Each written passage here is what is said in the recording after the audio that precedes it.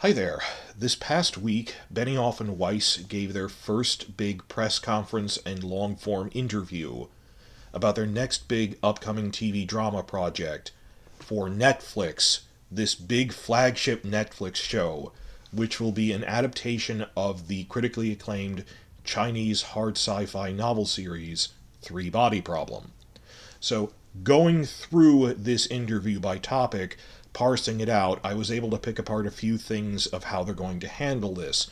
What amazes me is when fans just project what they want to see.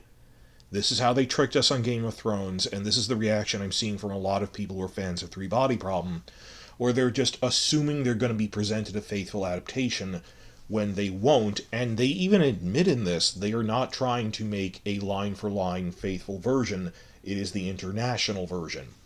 And the weird thing is, even though this has been out, they've been trying to make this for 2 years due to its scale.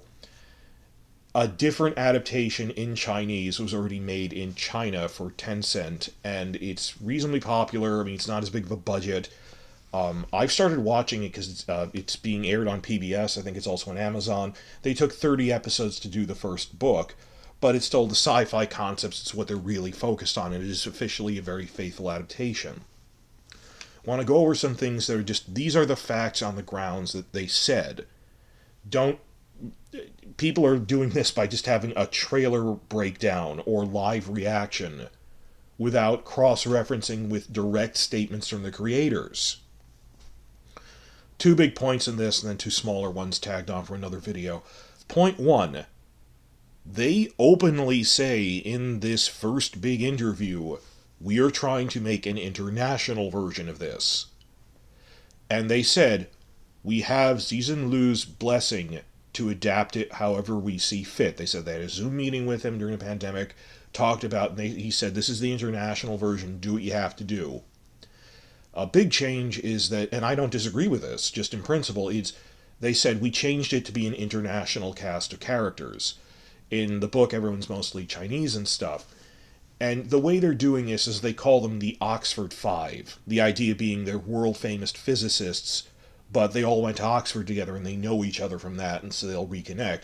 Well and good. I mean, that's a take on it. Well, we wanted it to be a little international like that. Yes, the hardcore book fans may criticize this, but I understand it glows into a global threat of an alien invasion. In principle, that isn't a bad idea. What I'm pointing out is on the wider level. They also said in this, they are openly said they aren't even trying to convey all of the specific Chinese cultural stuff. That you had to have a lot of footnotes in the book. I read the books. Philosophical issues it touches on, your cultural specific things are from China, and that type of thing comes up with when they translate Les Miserables, the book, from French to English. There's a lot of specific things that just don't come across because you're not as familiar with the culture and topics in it. I worry that hardcore book fans are going to talk themselves up into believing it will be faithful, despite them openly saying they're not even trying to do that. Now, on top of this, I say this will be a mega flop because Benioff and Weiss are idiots. But in microcosm of that, there's people I see who are even talking themselves up that it'll convey all the Chinese cultural issues and it'll have Chinese characters. They said they're making international characters and that they're not even trying to convey some of that very culture-specific stuff. These aren't inherently bad ideas. Another producer might have done that who isn't Benioff and Weiss. But you have people in such a state of denial that I've seen argue, well, they'll keep that in. They said they wouldn't. You have to have a world based on evidence-based analysis of TV news. Surprising, I know. I mean, because I've also seen the same people who are just, on the one hand, I don't see this making that big of a splash yet, because the promotional campaign has only just started. On the other hand, the people who are into this, the hardcore book fans, are really into it.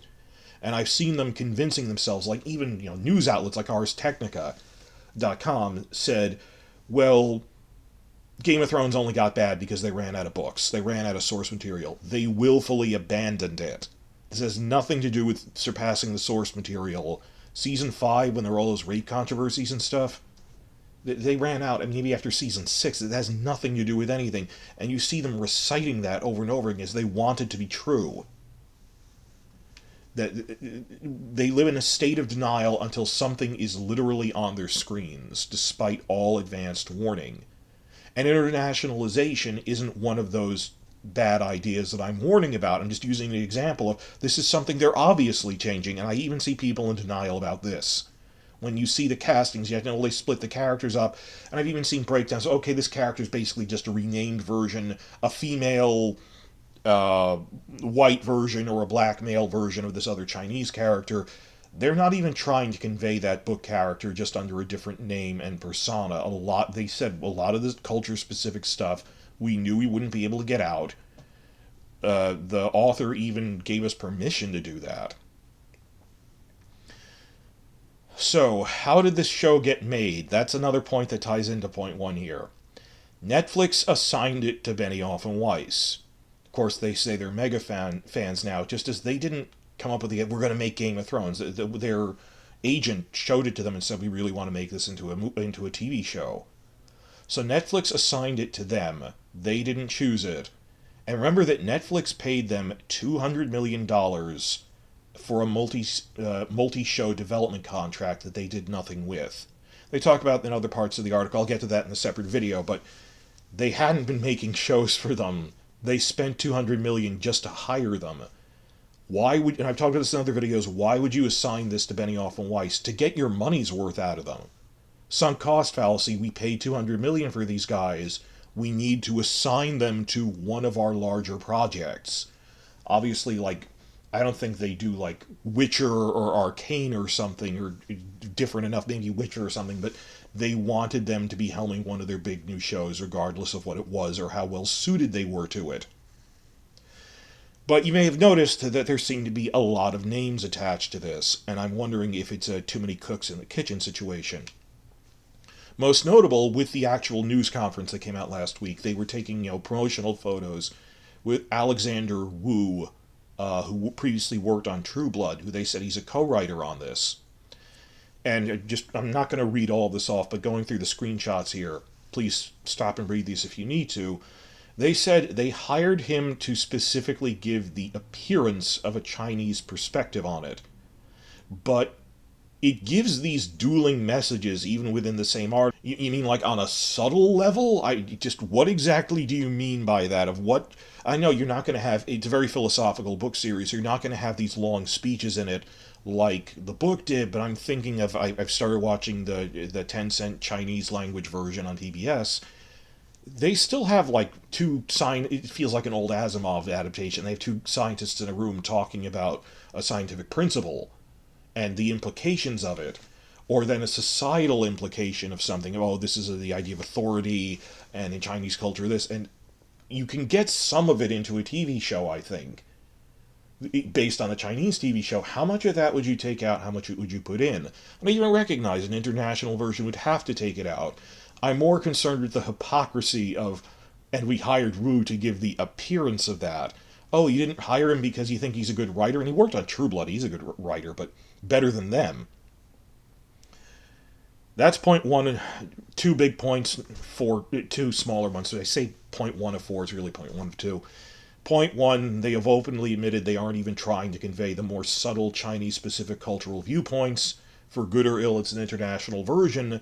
The hardcore book channels, up until it comes out, are going to be talking themselves up into thinking they will keep those things they said they're not. Point two, far more important, because this is where it screws up. Even from this interview, it already sounds like they are blatantly rewriting characters just to pander their favorite actors as stereotypes of themselves. Typecasting them. This is John Bradley, direct quote. David and Dan said, "It's a character that's as close to you as you'll ever play." And it's interesting when somebody says they've written a part that they think is you, because it's like, what do you think I'm like? I just think they're sick of people saying how nice I am all the time. And separately, Benedict Wong, who you remember as Wong from the MCU and many other things. Turns out Benedict Wong is actually from Northern England, so he speaks with a Northern England accent. Like the Starks from Game of Thrones. That's actually how he talks. So in real life when he's not playing a character. So he plays Da Shi, who, again, I've seen this in the Chinese TV show, Big Shi, the detective, the snarky guy. They said they rewrote the character of Da Shi to give him a biography more like Benedict Wong himself. Quote, the showrunners gave me this character biography that Da Shi is from the North and his parents are from Hong Kong. And I'm like, hang on, is this me? Did they sniff around my Wikipedia? That Benedict Wong says this character feels like they rewrote it to be me. And John Bradley openly says they told me they wrote this character to be me. Rather than have the actors act and grow into the roles, they're just typecasting people. In turn, this becomes stereotypes. I drink and I know things. Eunuch jokes. Well, when you have these performances and these faces, how can you not reconceive the role to make it worthy of the actor's talents?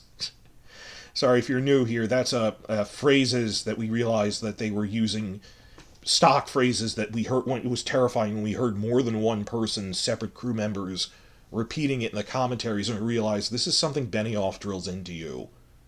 That apparently what they were saying on set to people was, look, why are we doing this scene? To show off these performances and these faces. And it's like the point when Cogman even breaks down during the Sansa rape commentary and says, he fumbles around to say why they did it, and ultimately just goes, look, when you have these performances and these faces, you need to show them off. And then this separate quote from Benioff Weiss themselves about Indira Varma, actually, with Ilaria Sand, of, we rewrote the character because she's such a great actress that we reconceived the role to make it worthy of her talents. So they're typecasting these actors as themselves, even when the actors tell them not to.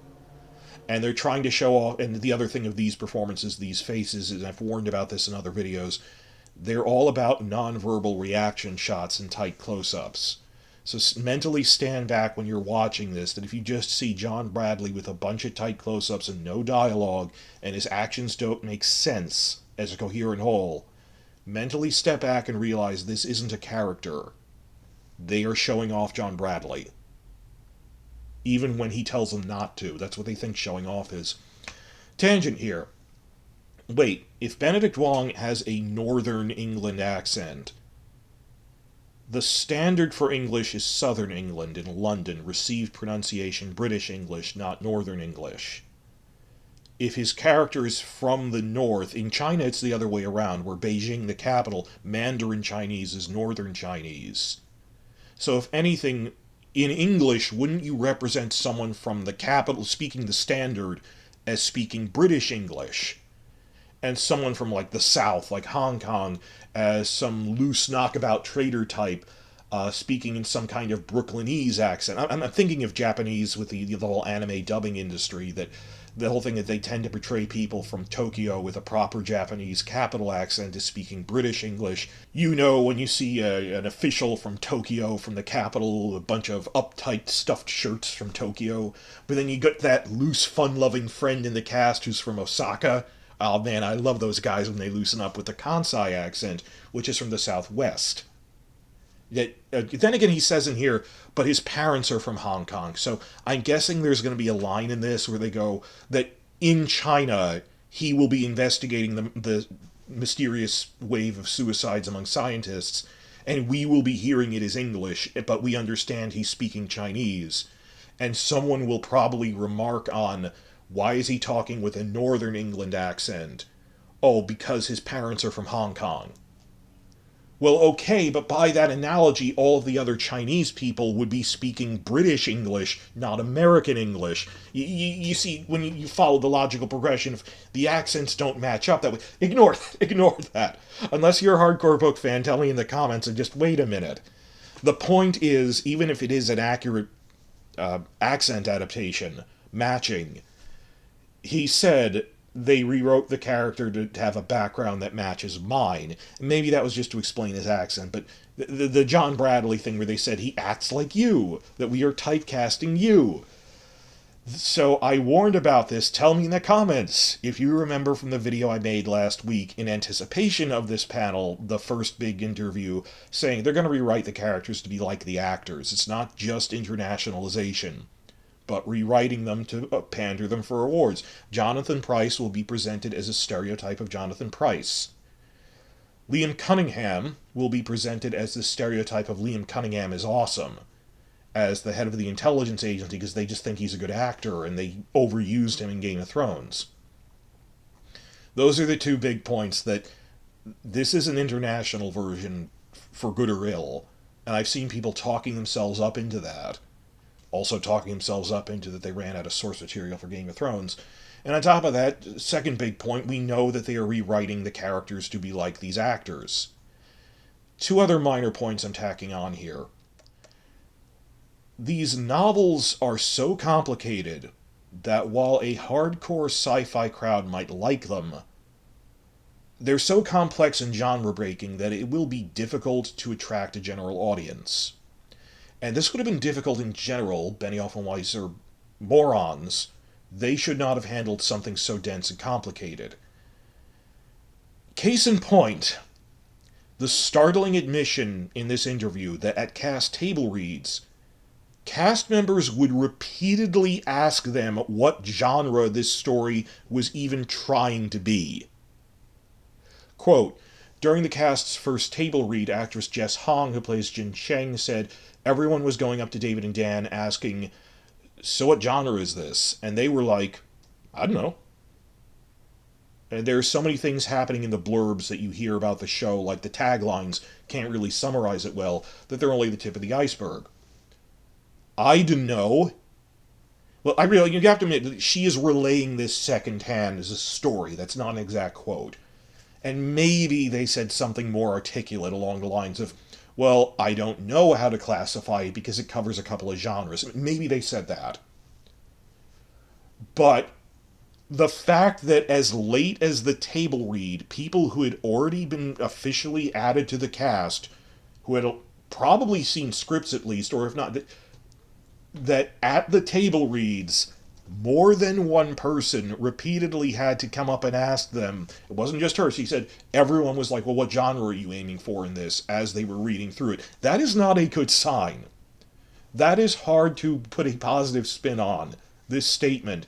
Everyone was going up to the showrunners asking, what genre is this? And they were like, I don't know, during the table read. That is not a good sign. And I realize it covers a lot of genres and it's a deeply philosophical book. Like, how would you categorize Les Miserables? Because he goes on tangents talking about society and stuff. But I can make up a pretty decent functional soundbite.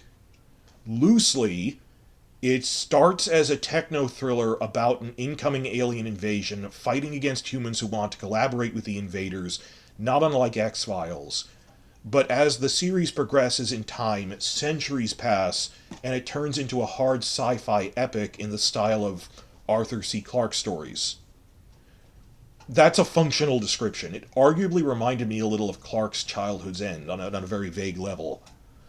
But the cast themselves at table reads were asking what genre it's supposed to be. Oh, this actually isn't point 4, this is a tangent, but another thing that came up in the interview is when Benioff made light of the murder of a Chinese executive. I've reported on this before. This was just weird. It had nothing to do with them personally. What happened is the rights to Three Body Problem were held by Yuzu Group, and their founder and head producer, Lin Ki, suddenly died during production, and they later figured out he was poisoned with ricin by one of his department heads, Zhu. And this guy was known to be a huge fan of Breaking Bad, so everyone realized, like, he copied how someone got poisoned on Breaking Bad as his method for killing this guy. That he felt slighted that they weren't giving enough credit or something.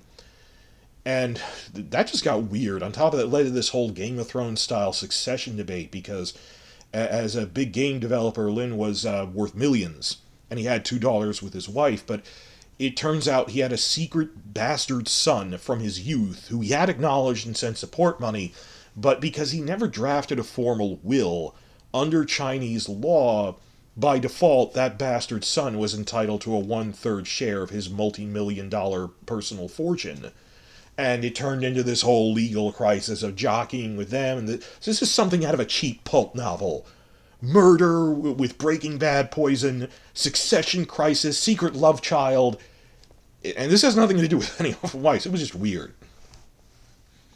What it was offensive in this was when Benioff kind of joked about it. And I am joking, and I'm saying this is weird. But this is a human who, got murdered. Difference is Benioff knew this guy and we didn't. And on top of it, he emailed Rian Johnson, who, as you know, was a director on Breaking Bad. Directed the climactic and award-winning episode Ozymandias. That's what Rian Johnson was originally famous for. He said he emailed his close friend Rian Johnson and asked, "What have you done?" That isn't funny. Maybe if he said something like, "Oh man, this guy watched too much Breaking Bad," but what have you done? Somehow a line was crossed for that in my mind. But why do I bring all of this up? Because it's about him sending it to Rian Johnson. That brings us to our fourth and final point. What exactly is Rian Johnson's level of involvement in this? That we saw him listed as a co-producer, but they didn't really say what that meant. We worried too many cooks in the kitchen. This is the new info from the interview. Turns out what actually happened is that originally the international version of Three Body Problem was going to be produced at Amazon Prime Video, with Rian Johnson as sole showrunner. But Lin Key at Yuzu Group wanted more money and the deal fell through. And some people felt he arrogantly insisted on too much money. That's one of the reasons one of the guys felt slighted and said, "This could have been my big meal ticket, your department." I'm not going to go through the specifics that the guy murdered him. And eventually the deal went to Netflix, who promised more money that he was asking for. And they got it, and assigned it to Benioff and Weiss. So they were assigned this. They didn't pick this. Again, because of the huge contract. Oh, and another thing. To sweeten the deal, because they were lured away from Amazon, Benioff sold the video game rights for Game of Thrones mobile apps. I don't think exclusively, but for a big one, to Yuzu Group. That when you saw, for a while, they were all over the place. These ads that ran on YouTube for this Game of Thrones, the iPhone game app, which had decent artwork on the cover images. The game never looks like that. It had nothing to do with it. And you look in the credits, I pointed this out before, that's from Yuzu Group. And there's nothing untoward about this. There's nothing illegal. It's just, hey, in return for giving us the rights to make this, we'll give you video game rights. That's completely above board. It's still just, obviously you have a business partnership now, but that's why Yuzu Group is making those video games, if you've seen them. But nothing untoward in that. So anyway, Netflix promised more money. One of the ultimate ways they did that was the video game rights, but a lot more money than Amazon, and assigned it to Benioff and Weiss. For some reason, Rian Johnson is still attached to this, however. Which leads you to wonder, is this because, did Johnson come over with it? Were any of his ideas, do some of his ideas survive so technically he's credited, but not formally part of the process? That's what I thought was happening. Of course, others leapt to the conclusion that it's this weird triumvirate of Benioff, Weiss, and Johnson, who are these controversial figures. In that case, where does Wu fit in?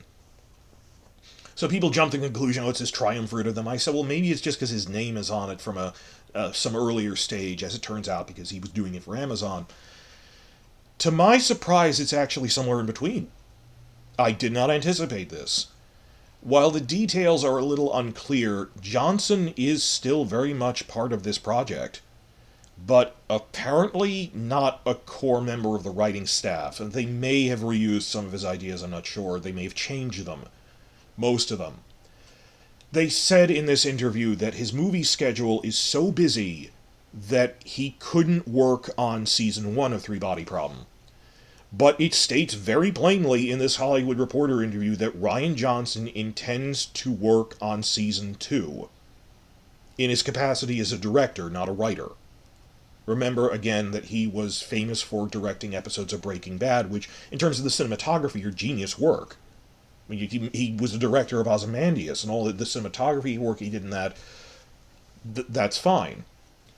I'm not really sure if he's doing writing stuff, because again, the whole difference of, it's complete opposites. Of in movie world, the director has most of the creative control, and the screenwriter actually doesn't. But in TV world, the episode writers are the showrunners, and directors are outranked by them. So how much, and they keep saying their great friend Rian Johnson. I don't know if that's Hibbert spinning it, if he actually is their friend. is hard to say. I'd have to wait for the video interviews on this, where Johnson hasn't really done anything in it yet, and he won't for season 1. He said he was doing movie things. But it's many people leapt to the conclusion it was this triumvirate. I thought it was a money thing. Or when I heard that, it was an earlier pass from Amazon, maybe it's just some surviving ideas, but he's not really working on it anymore.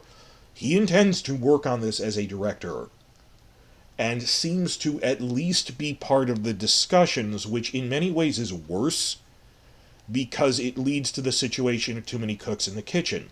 And so many people arguing, no, Alexander Wu will steer them in the right direction. Rian Johnson's part of the conversation. He'll steer them in the right direction. It'll only lead to more conflict. They can't steer them in the right direction. 8 seasons of Game of Thrones were a learning experience. Well, they're learning. One season to the next.